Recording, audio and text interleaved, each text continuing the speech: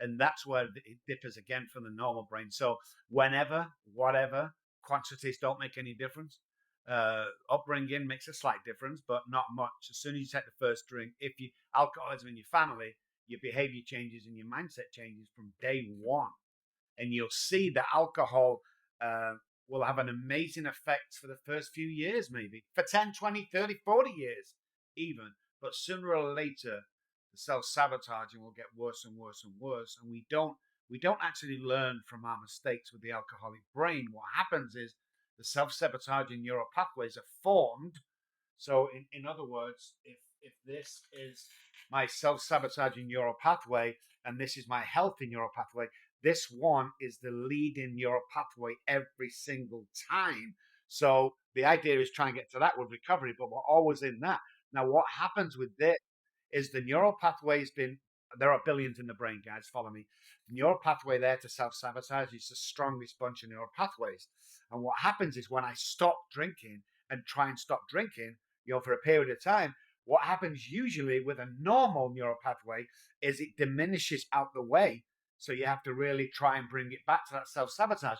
Now with alcohol neural pathways, when we drink again, it starts here. So then we're increasing the self-sabotage rather than starting from zero, where we might get a week, a month, even a year where we can drink successfully. With alcoholics, you're back to that point right there. You don't get this grace period. So there, the self-sabotaging will always be worse. It will never be better. Got it. Yeah. So a lot of the work that I do with men and the way that I, break it down is, with porn addiction, like we go through an unwiring and rewiring process. The unwiring is eliminating off the consumption, and over a period of time, those neural pathways that are wired to need the pornography will begin to get weaker and weaker and weaker and weaker. And then the rewiring process is then where you kind of play offense. It's like, okay, now what kind of tools and strategies can we look to build those better connections? But what I heard you say is like, with the alcohol, there's no real unwiring. It's kind of just like, you could take a year, 2 years, 5 years off. The minute you have that first drink, again, it's like you're already back at kind of Beautiful. the top level Beautiful. response That's mechanism. explained beautifully, yeah. Got it. And with addiction, for those Got it. guys watching, it's like this. So when we go into therapy or we go into treatment or we start acting the right way, repetition Trying to. strengthens and confirms. Hanging around with the right crowd, show me your friends, I'll show you your future.